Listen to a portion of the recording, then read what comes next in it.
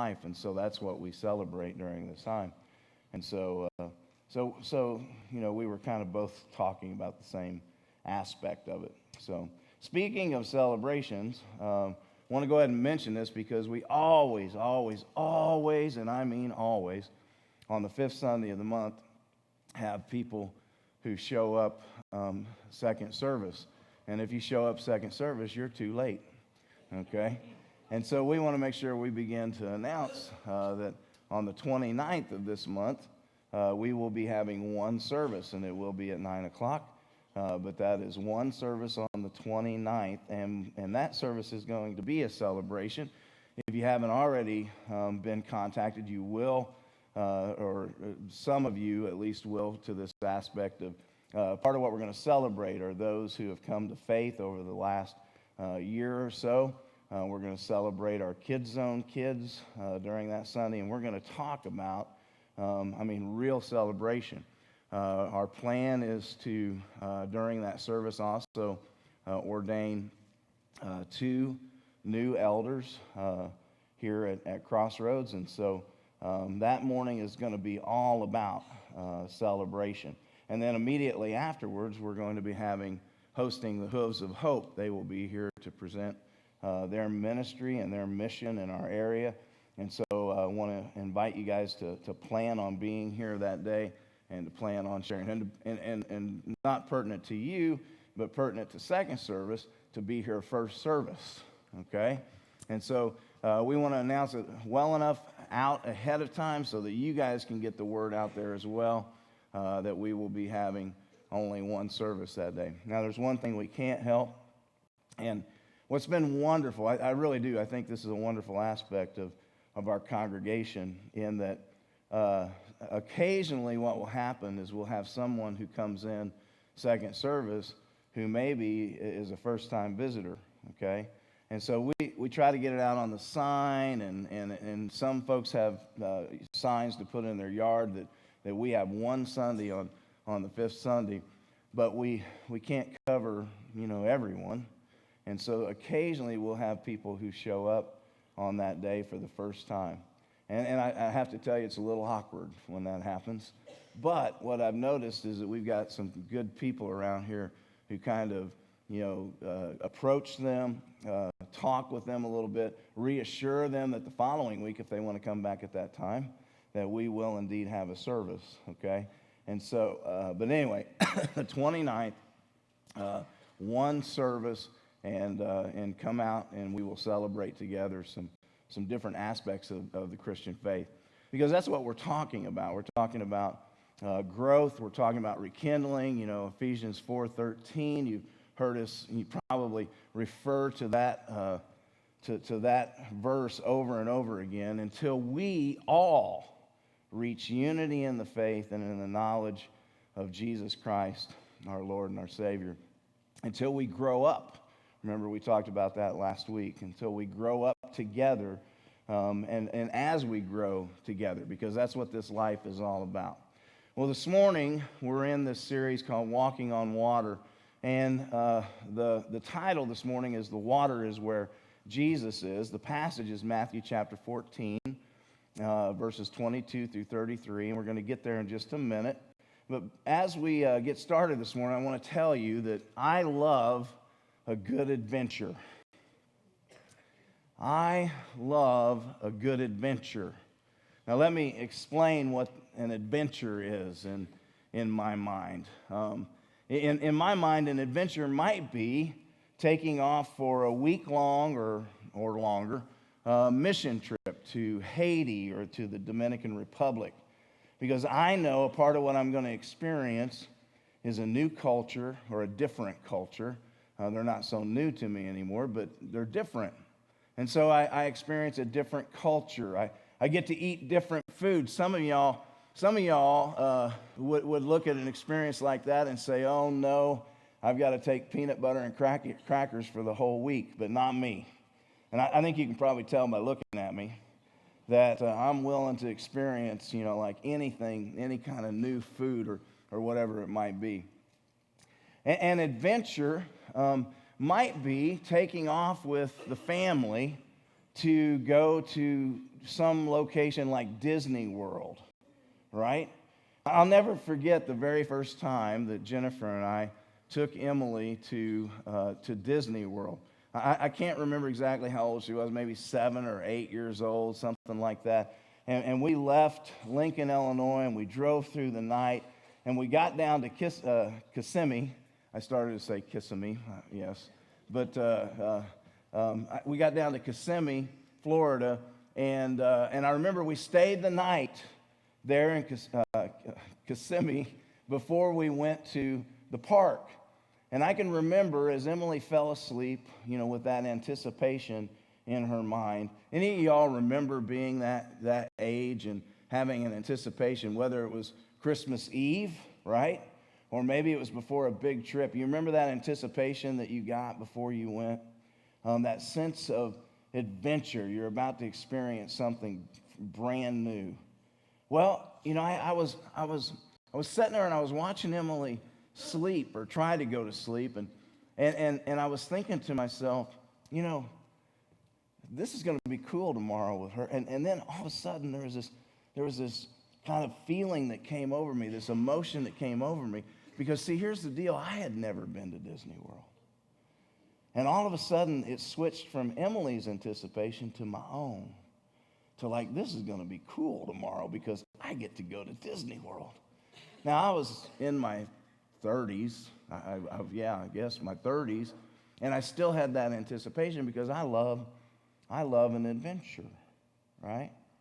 That adventure, by the way, I feel those feelings of adventure anytime that I walk into the woods and I climb into a deer stand. We're getting ready for that this time of year. But I feel that sense of adventure whenever I'm just out, maybe somewhere where I'm not normally, I normally don't spend my time there, but especially like this time of year, I get to spend some time out there. And I feel that sense of adventure. I mean, I'll be completely honest with you. I feel that sense of adventure. Now, some of y'all are going to laugh when I say this, but I feel that sense of adventure when my wife and I get in the car and we start out on a road trip. And I'm not saying that sarcastically, right? Of course it's a sense of adventure when you're with your spouse, especially if you're the one driving, because they're driving too normally, right? Now that's not necessarily true of my wife. I'll get slugged afterwards for that, but you get what I hope you get what I'm getting. We just drove 3-4 weeks ago. We drove to Denver, and then we drove back, and we had, you all know this, we had a little sense of adventure, Mark and Cindy. When we left your place, we didn't stop in Omaha, and we didn't stop in, what's the other Nebraska town? Lincoln. We drove all the way through, a sense of adventure, all right? I love to have adventure. Well, in some ways, that's what this sermon series is about. Last week we started with let's take a walk together. Whether you realize it or not, our life with God is an adventure. It's an adventure. It's a journey. Sometimes it's a difficult journey. Sometimes it's a journey that's marked with mountaintop experiences where we have really exhilarating things that happen. And other times it's marked with challenges. It's an adventure. And so, by the way, some of the adventures that I've faced in my life have oftentimes taken part on a boat. Okay? It actually has taken place in a boat. And I've got so many stories that I could tell you about whether we were fishing or just sightseeing. And one of them that came to mind as we were preparing for this morning, because I think it's pertinent, is that years ago, Jennifer and Emily and I had taken a trip to northern Wisconsin with another family, Chris and Lori Urton and their kids, Steph and Ryan. And we had headed up to Chris's parents' place. It was on a chain of lakes up there, beautiful, beautiful area. Anybody who's been up in there know that, the woods and the wilderness is beautiful. There are some beautiful homes that are built on those lakes. And so when we arrived at this little cabin on the lake, Chris's dad has a boat. And so I think if I remember right, it's like a Champion bass boat, but it was a fish and ski. And so immediately they decided they wanted to show us around, right? And so we went out, and as is most of those boats and docks up in Wisconsin, one of the things that they do is when the boat is not in use, they lift them out of the water, okay? And so we went down, and we used the big wheel, and we put the boat down into the water, and then all 7 of us piled into this boat, and we started going around the lake, and we were zipping around the lake, looking at different sites, and occasionally we would stop. Occasionally we'd stop along the way to view, some picture of the wilderness, or to view some house or some nice dock or whatever it might be. The thing is we would stop occasionally. And after one particular stop, which lasted a little bit longer than the others, Chris started the boat and put it into gear, and we noticed the boat was rather, I guess the term you'd use was sluggish. Having a hard time, with the hole shot. That's what that's called till you get the boat up on plane, a hole shot, coming out from the sitting position. And we couldn't figure out. We just figured, well, maybe it's just something's up, up with the motor or whatever. But what we noticed is as the farther we went along, as we got up on plane, the better the boat began to perform. And so we're zipping around the lake again, and we stopped a few other times, and sometimes the same kind of thing would happen. So finally we thought, well, maybe we better take it back after it's not Chris's boat, it's not my boat, it's his dad's boat. So let's just take it back to the dock. We took it back to the dock, we put it on the lift, and we started cranking and pulling the lift up. And to our shock, can anybody guess what we witnessed? There's this water that's pouring out of this hole in the back of the boat. Well, those of you who are not boaters or fishermen, you may not know this, but that hole is supposed to be filled with a thing called a plug. And we had been running around that lake with no plug. In other words, if we'd have sat long enough, we'd have what, Tim? If we'd have sat long enough, we'd have sunk. And here, by the way, those of you who are wondering why, after you get back up on plane and you're running along, why the boat begins to perform better, it's because the water's being sucked back out of the boat. While you run, the faster you run, the more water is sucked out of the boat, all right? And so the problem is when you slow down again or stop, it begins to come back in the boat. Here's my whole point. Boats are meant to hold you up, all right? Boats are meant to keep you afloat. And so let me just kind of pause there for a minute, because unless the motor's running or whatever, you're not really going anywhere, but the boat is meant to keep you afloat, all right? And so let's go ahead and read our text. We're going to read the complete text. I want to point out just a couple of things. It says in verse 22, immediately Jesus made the disciples get into the boat and go on ahead of him to the other side while he dismissed the crowd. Now, can I just point out something to you? Because sometimes we miss this part of it. The disciples were in this boat, and they're about to face a storm. And then they're about to face what's called an epiphany, or a theophany, actually. It's a theophany, where Jesus shows up in the midst of this storm, and they see him off, in the distance passing by them. But we sometimes miss this detail. It's not their own personal choice to get into the boat. It's not, they're by a whim that they get into the boat and sail to the other side.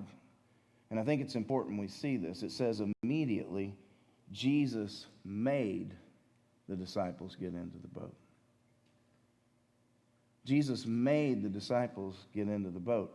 And so what I want to mark there is that when God tells you to do something, you should do it. And as his disciples, as the 12, They followed his direction. They didn't just simply haphazardly follow Jesus around, but they did what Jesus told them to do. And so that's a detail that we sometimes miss. Immediately, Jesus is the one that told them to get into the boat and go ahead of him. Verse 23, after he had dismissed them, he went up on a mountainside by himself to pray. When evening came, he was there alone. Can I just give you another little mental note?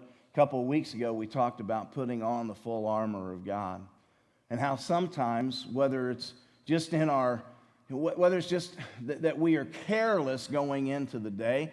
Sometimes I'm convinced it's not just about going into the day, but sometimes I think there's this arrogance that sometimes builds up within us as Christians, that we think the Lord doesn't need to help me with this one. I can handle this one. And I just want to point out that Jesus never operated that way. And Jesus is Jesus. You know what I mean? He's the Son of God. He is God in the flesh, and yet, what's it say? He went up to the mountainside to spend some time alone. Do you know what he was doing? He was putting on armor. He was allowing the Father to counsel him. He was allowing the Father to guide him and direct him. He was spending time with the Father. And if he needs it, I know we kind of highlighted that on the day we talked about this, but I want to remind you, if he needs it, then you absolutely need it. And I absolutely need it. We must spend that time putting on God's armor. Well, it goes on and says, that evening he found himself alone, but the boat was already a considerable distance from land, buffeted by the waves because the wind was against it. During the fourth watch of the night, this is kind of between 3 o'clock in the morning and 6 in the morning. During the fourth watch of the night, Jesus went out to them walking on the lake. When the disciples saw him walking on the lake, they were terrified. I bet. You know, I've been a few places. I remember the last time Terry Evans and I were on the Wabash River. I was sitting there. Now please don't make this any more freaky than it might already sound, okay? But Terry and I are sitting there, and he's facing this way. We got 4 rods in between us. He's facing this way. I'm facing this way. And I'm looking up in the sky. And I see this star. And then all of a sudden, the star is not there. It's over here. And then it moves back over here. And now, I know the answer is probably that it was a drone. I mean, my first thought was it was an airplane, but airplanes don't usually move that way. Okay? Now, if this was a drone, it was an expensive drone because it was way up there. And I was so shocked by what I saw that I said to Terry, Terry, could you look at that light and see if it's moving or if it's just me? And Terry didn't even have to turn around. This is what he said to me. Yeah, I saw a couple of those last week, is what he said to me. You know? But you know, seeing something that you're not quite accustomed to. And again, I don't know. I guess I can truly call it an unidentified flying object, can't I? Because we don't know what it was. But anyway, it was probably a drone. I mean, I don't know. But I just know it was moving around, and it kind of shocked me. So I've seen some things like that, but I've never seen anything like this, right? And so the disciples haven't either. I mean, some of these guys are accustomed to being on that sea, being on that lake. Many of them are accustomed to being in a boat, and yet notice that they're terrified by what they see because Jesus has come walking past them. And they cry out, "It's a ghost!" But Jesus immediately said to them, "Take courage, it is I. Don't be afraid." And then Peter speaks up, "Lord, if it's you, tell me to come to you on the water." And Jesus said, "Come." Can I tell you something? Peter makes this request, and we always nail him as being so impulsive.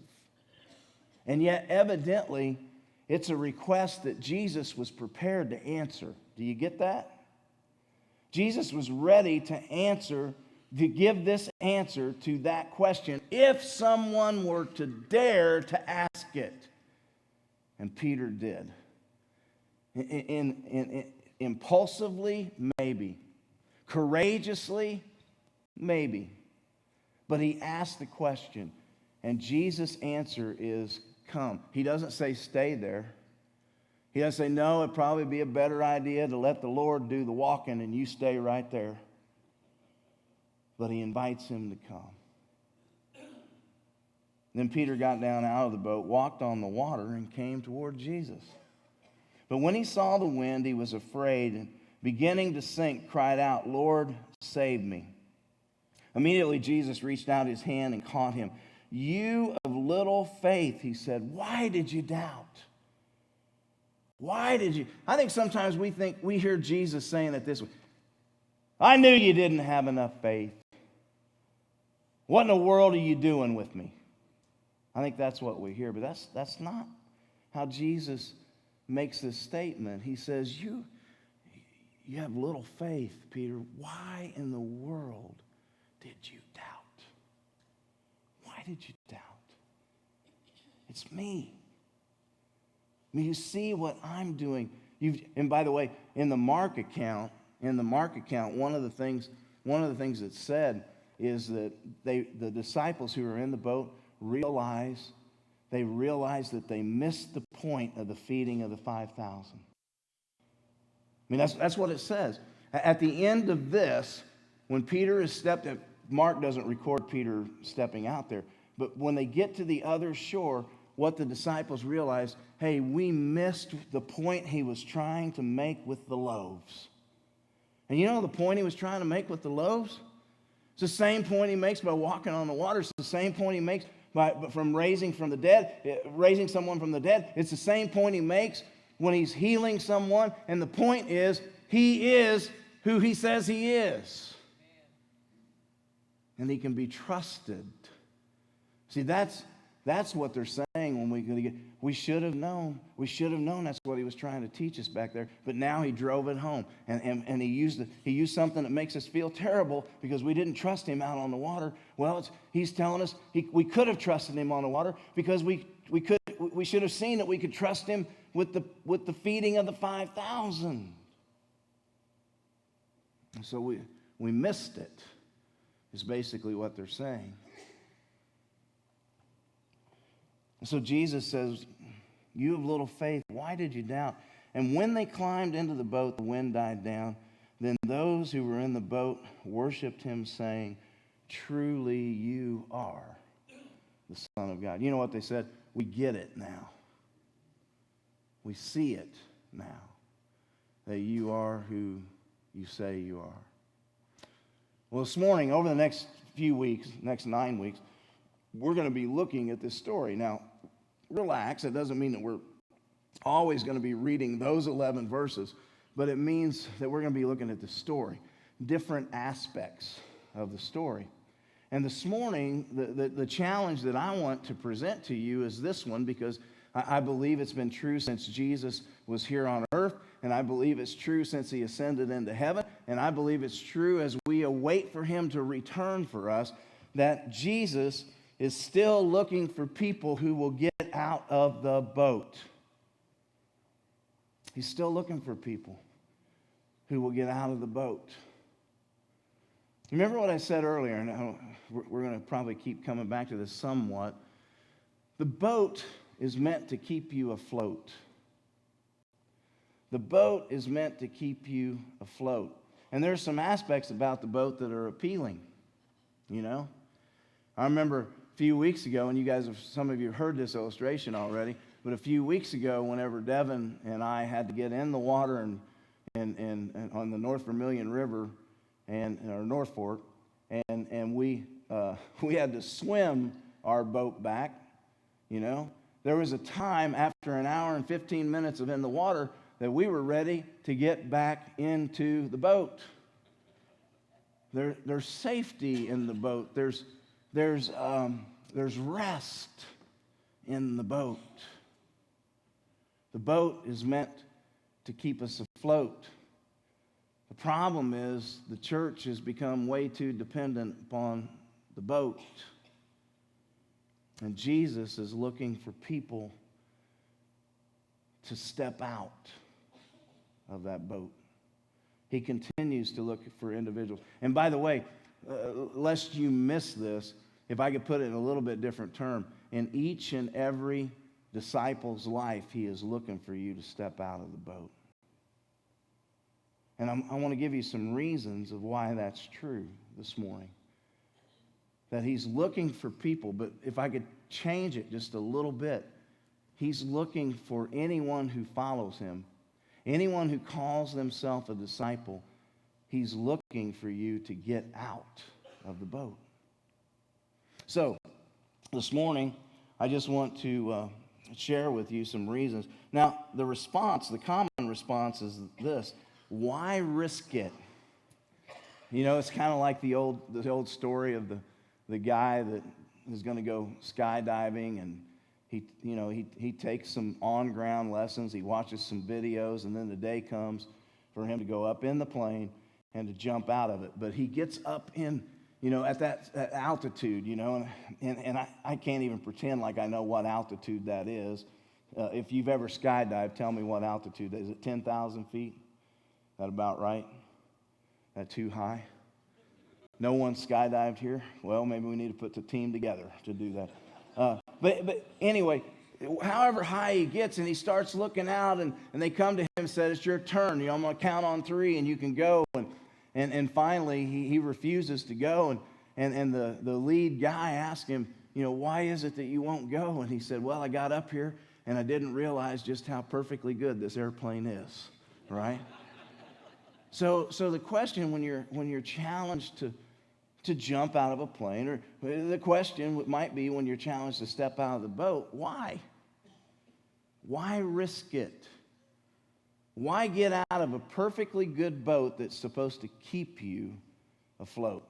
Well, I want to offer some reasons this morning. Stepping out of the boat, number one, is the only way to real growth.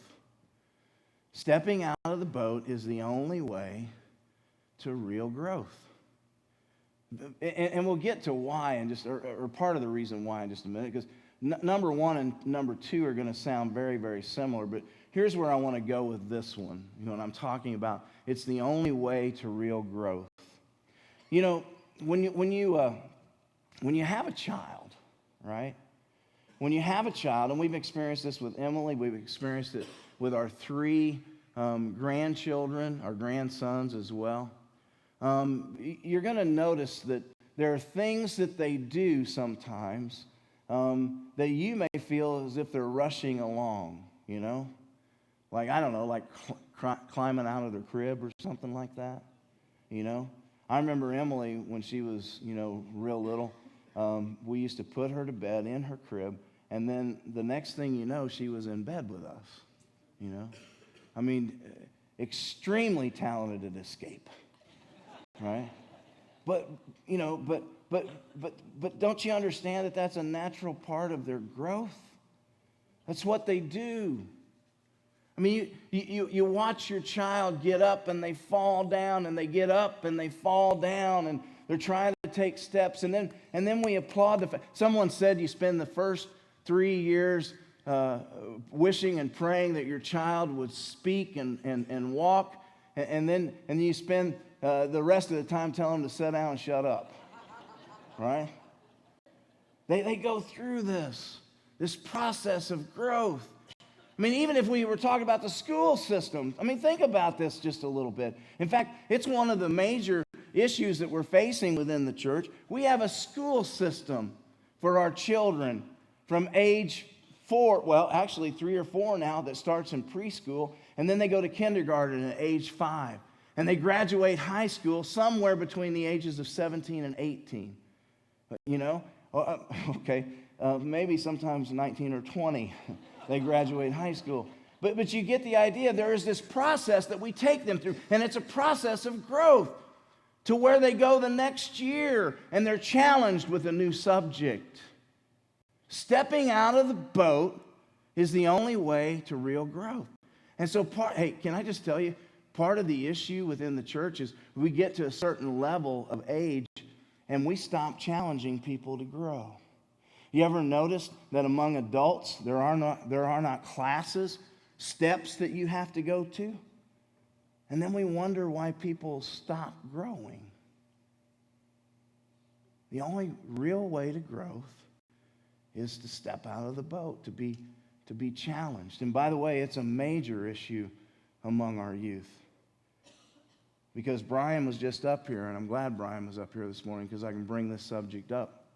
We take them through 412 ministries, through junior high and high school. And then they graduate high school, and we send our kids off to the lion's dens. I'm not saying every university, has this purpose of doing that. I'm just telling you, and this is a reality, universities destroy our kids' faith unless they have this foundation, unless they have this connection.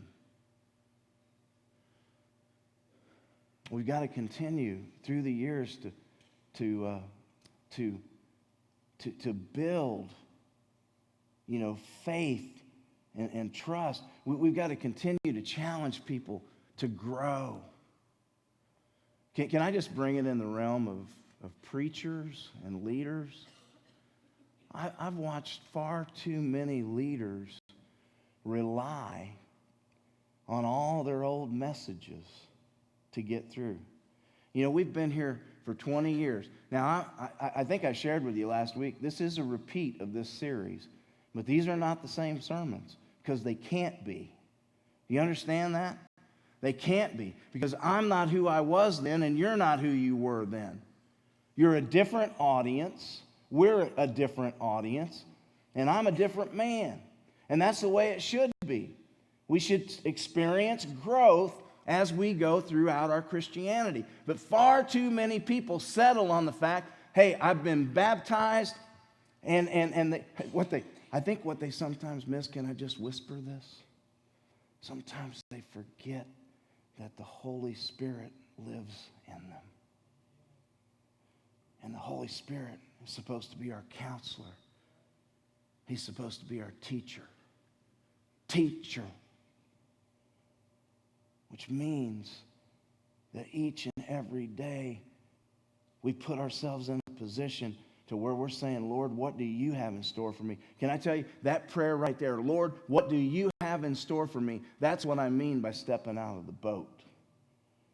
It's the prayer that Jesus taught us to pray. Your will be done here on earth as it is in heaven. And it's not your will for everyone around me. It's your will for me. Be done as it is in heaven. May your will be lived out. And the only way that can happen is when we're willing to step out of the boat and to be challenged and to grow. There's all sorts of places I could go with this, whether it's the weightlifter who understands that the only way that you're going to build strength is by being challenged. You can't just pick up the same 5-pound weight every day. It's the long-distance runner who understands that tomorrow I have to run a little farther, or maybe a little shorter because I've been training in the longer distance. But it's challenging your body, because if you don't challenge your body, you won't grow. And so understand that when we're talking about stepping out of the boat, one of the reasons we should be willing to risk it is because it's really the only way that we can truly grow, spiritually speaking. And I don't mean this in a bad way, but unfortunately we reach sometimes an age in Christianity, and I'm not just talking about a physical age. I'm talking about people who've been in the church for so long who forget that they're supposed to be growing too.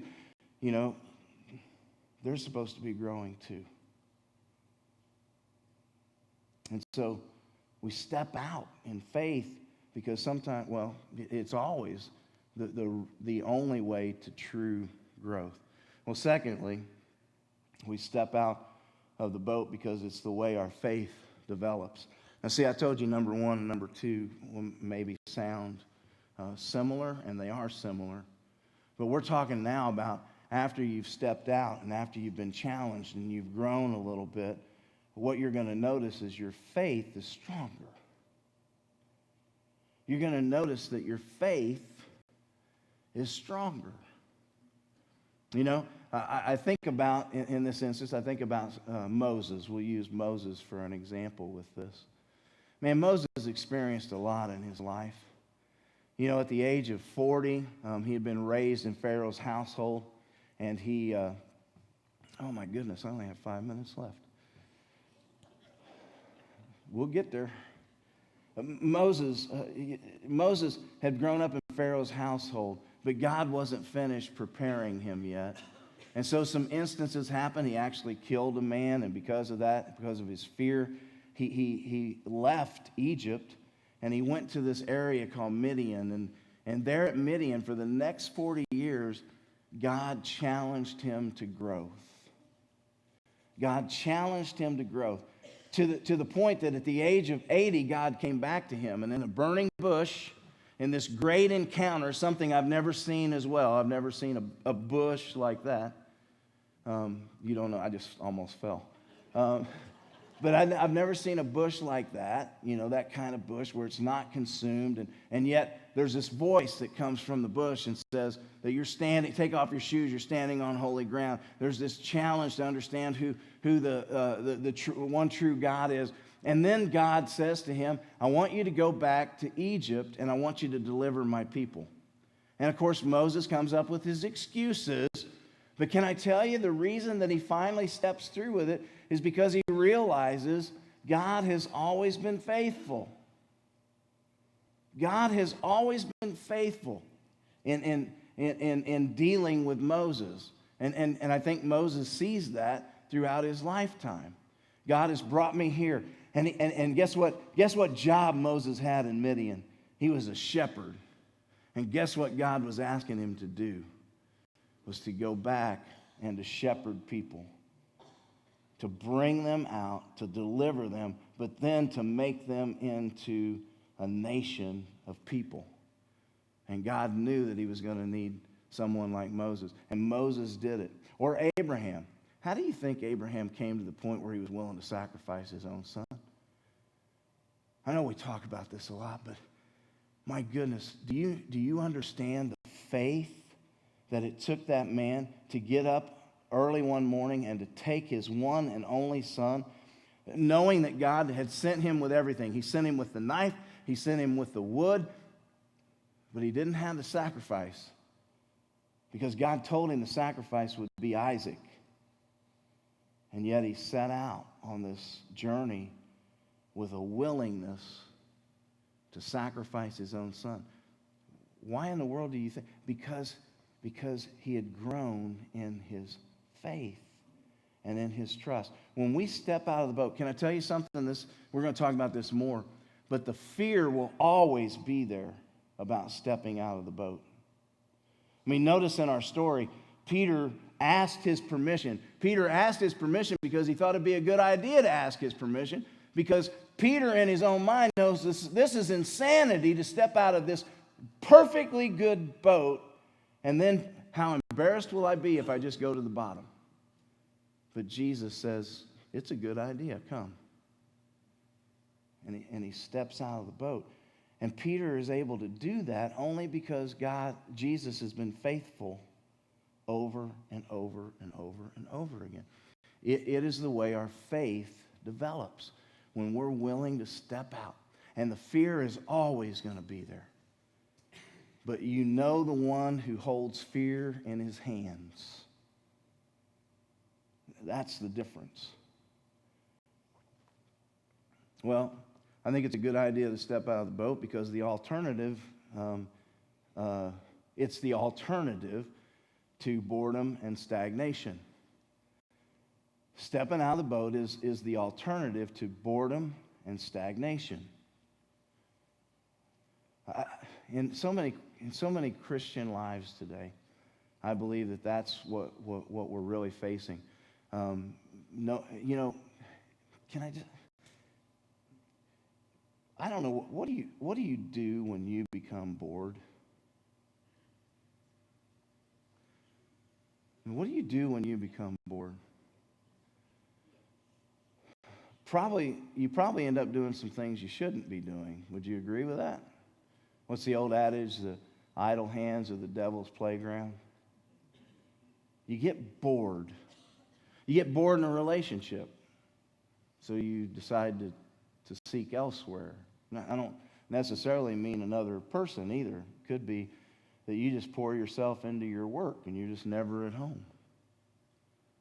It could be that, you start looking at things online that you shouldn't be looking at because you're bored in your relationship.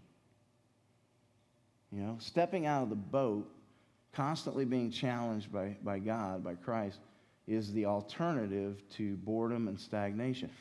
At worst, can I tell you what happens when you become bored? You start to become stagnant. Because I want to go back to something I said before. The boat is a safe place. It's a place of rest. It's a place of comfort. And the unfortunate thing about our comfort is sometimes what happens in that boredom and stagnation and that comfort is we're in the boat and we start thinking things like this. Man, I remember how it used to be. If we could only go back to what it used to be. Or you get to thinking, maybe there's a little bit of a click of vision there, or at least you desire some sort of change. But here's how it comes across. It comes more across as criticism because you stopped looking at yourself. You're too comfortable. You're too comfortable with yourself. And you're at this stagnant stage where nothing makes you happy. You ever know anybody in the boat like that? I have. And so what you start doing, instead of understanding that Jesus is challenging you to step out, he's challenging you to move forward, he's challenging you to follow him in some new direction in your life, what you end up doing is you're looking around at everyone else, and it's everyone else's fault. That's what happens with boredom and stagnation. Can I give you a quick illustration? This past Sunday, we were watching our grandsons play football again over at Oakwood. They played Westville the first game, and I got to say this, man, you guys, there's some big boys down there in that freshman peanut. And Riker had to line up with this kid that had a beanie on across. The beanie means that he's over, he's heavy, okay? Some big boys, right? And I'm watching our kids, and for 2 weeks in a row, the freshmen kind of got stomped, not just kind of, they did. And I'm watching, and I'm seeing some things, that I feel like they could do differently, and I'm at home, and I'm talking with Jennifer. I'm not just talking. I'm like, I can't. They've got to do this. And she looked at me and said, you know what? You need to shut up and coach. Teach them. Teach them. And so I got myself right back in that. And this week I spent some time with those teams. They're being coached wonderfully. It's just that I saw an area where I could actually help. And God, through my wife, that's hard to believe, I know. I am in real trouble today. But seriously, God, through my wife, said, God said, well, then do something. Step out of the boat. Do something. And so, but did you hear the illustration? In your boredom, in your stagnation, what happens so often is in the church, people become, rather than being involved in ministry, rather than being involved in service, rather than pouring their hearts into ministry and service, what we sometimes do, we take the comfort of the boat and we become bored, and we become what is called armchair quarterbacks. Instead of stepping into the arena. stepping out of the boat is the alternative to boredom and stagnation, which is also the alternative to bitterness and backbiting. Stepping out of the boat is being proactive. Stepping out of the boat is understanding I'm going to step in here and I'm going to do something. I'm going to change something. I'm not just going to complain about something. I'm going to change some things. And finally, and this is natural, stepping out of the boat should lead you to discover and obey your call. It's discovering and obeying your call. Now, this is where you kind of look at the result of stepping out of the boat, maybe being battered a little bit by the wind and the waves, maybe even sinking a little bit, and Jesus having to pick you back up again. You know what it's teaching you? It's teaching you that you can trust him. And I'm convinced that this was a part of Peter's process for his life. I mean, think about it. Think about it. He steps out. He begins to sink. Jesus saves him. Oh, you have little faith. But do you realize who Peter goes on to become? He is one of the pillars of the early church. Because every moment in his life that he stepped out and every moment that he failed was a learning experience. We sometimes are so afraid of failure in the church. And yet, those failures point us towards who God wants us to be, who he's creating us to be, because we can learn from our failures as much as we can from victories. If we're just simply willing to step out. It helps us discover and obey our call. You ever think Peter thought about this incident? You ever think he thought about on the night when the servant girl and some of the others recognized him in the garden? You ever think he thought about that? But then he also remembered the fact that Jesus comes alongside and says, Peter, do you love me? Then it's time to get over all your setbacks and your failures and your fears. It's time for you to feed my sheep. It's time to step out because this is your calling. This is your calling for your life. Now, folks, you've got to discover that. I mean, you have the gift of the Holy Spirit. You know, there are people here who can help maybe give you some direction, but only you and God know what he is calling you to do and who he's calling you to be. The question is, what's your boat? What is your boat? And are you willing to go where Jesus is? Because Jesus is on the water. And he's calling all of us to step out of our boats. I'm going to pray, and the worship team's going to come. They're going to lead us. And I simply want you to just spend some time thinking about what is it? What is it that's holding me back? Am I too comfortable? Have I come to a place where I think I know it all and I refuse to grow? Do I need to trust him more? Afterwards, there will be men, there will be women in the back, there will be men up here. We're willing to spend some time praying with you. But ask yourself, am I willing to take that step? And you know what? This is just the introduction to this series. It may be that you're kind of in a place right now you don't quite know what the step is. That's okay. Then you ask yourself, am I willing to hear his voice? To put out all the voices, all the things that pull me in so many different directions, and to focus on what God's will is for my life. But I promise you, if you seek his will, he will reveal it to you. I want you to consider those things. Think about those things as we stand together right now and as we sing.